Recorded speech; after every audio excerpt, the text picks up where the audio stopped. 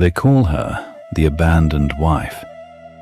They say she slept while the prince rode into the night, leaving her with a newborn child and a broken heart. But history is mistaken. She did not sleep. She let go, so that the entire world could be saved.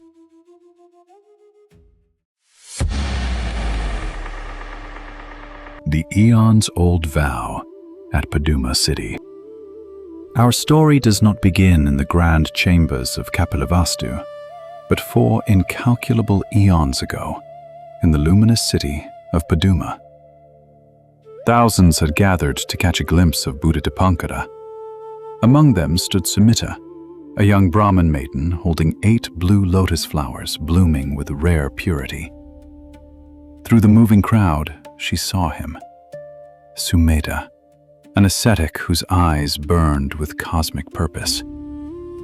Seeing the muddy road before the Buddha, Sumita threw his body into the mire, unbinding his matted hair to form a living bridge.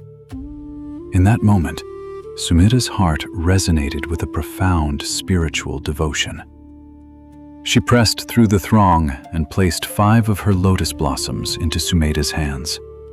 She proclaimed before earth and sky, "May I be your partner through every rebirth, sharing every agony and trial, until you reach the ultimate awakening."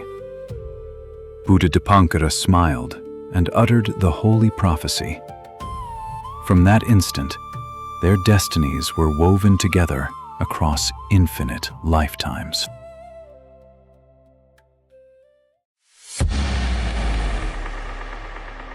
The Silent Night at Kapilavastu. Eons passed like leaves upon a river until they met in their final birth. Princess Yasodhara, renowned across ancient India for her lunar beauty and virtue, became the wife of Prince Siddhartha. For 13 years, they shared a life of harmony within the gilded palaces of Kapilavastu. But this domestic bliss was a prelude to a far greater calling. On the night of the prince's departure, moonlight poured through the royal chamber. Yasodhara lay beside their infant son, Rāhula.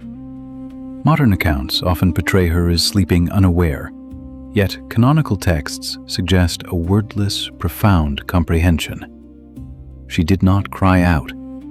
She knew that if she opened her eyes, the weight of human attachment would create an insurmountable chain around his feet. She chose the silence of renunciation. She allowed him to step into the dark forest, knowing that true love does not bind. It frees the beloved to fulfill their mission for all living beings.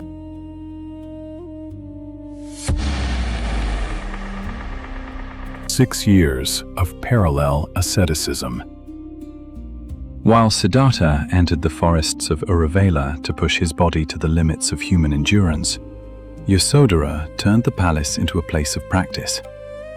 When messengers reported that her husband wore coarse yellow robes, she set aside her silks and dressed in rough bark cloth. When word came that he ate only a single sesame seed a day, she rejected royal banquets, eating a simple meal of coarse grain. She cut her hair, removed her jewelry, and slept on the bare floor. Neighboring kings sent suitors offering marriage, assuming she was abandoned. She turned them away with quiet authority. For 6 long years, her discipline matched his exertion beneath the Bodhi tree.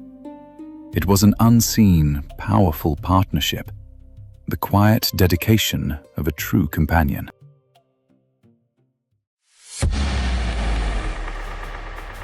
Trial of purity and spiritual heritage.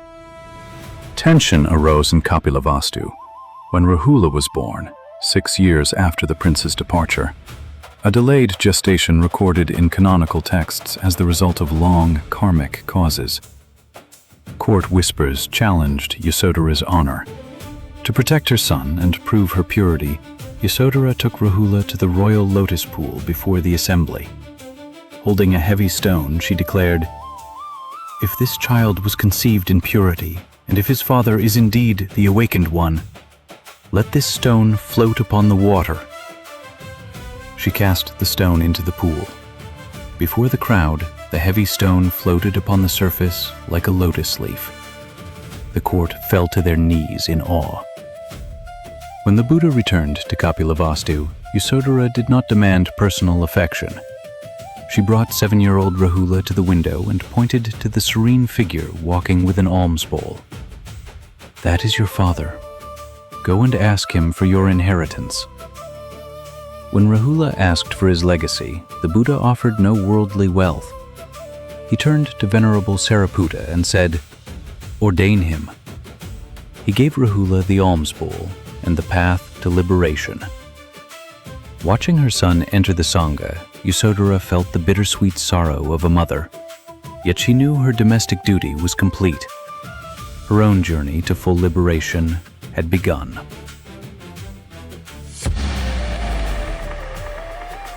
The Great Liberation March. Yasodhara's journey did not end within palace walls. When Mahapajapati Gautami resolved to seek monastic ordination for women, Yasodhara joined 500 Sakyan noblewomen in a historic movement. They cut their hair, put on saffron robes, and walked barefoot for hundreds of miles across forests and sun-baked roads from Kapilavastu to Vesālī. Their feet were bruised and bleeding, their robes covered in dust, yet their resolve was unshakable.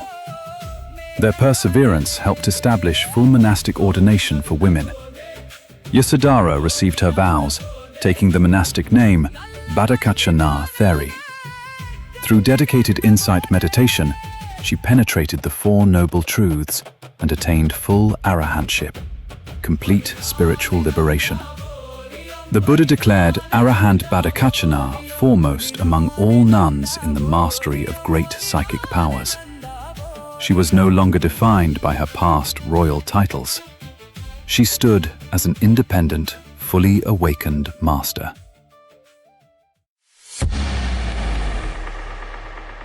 The Lioness's Roar and final Parinirvana. At the age of 78, knowing her physical lifespan was complete, Arahant Bhaddakaccānā came to pay her final respects to the Buddha before her Parinirvana. Before the vast assembly, she demonstrated the 18 psychic powers to clear away any remaining doubts regarding female spiritual attainment.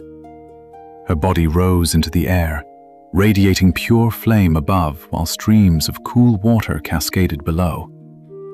She multiplied her form into thousands before returning to a single seated posture. With the lioness's roar of complete liberation, she addressed the Buddha. "Lord of the world, I have relied upon myself and completed the path. All karmic connections between us across infinite eons are completely fulfilled." She sat in lotus posture and entered final nibbana, her physical form resolving into pure golden light. Yasodhara was not merely a companion beside the Buddha. She stands as proof that within every individual lies the capacity for complete awakening. As recorded in the ancient Therī Apadāna, in wisdom deep, in vows fulfilled, the long eons of samsara stilled. Through trials shared and passions shed, the noble path of peace I tread. No bondage remains, no tears to fall. Freedom supreme, the destiny of all. Namo Shakyamuni Buddha.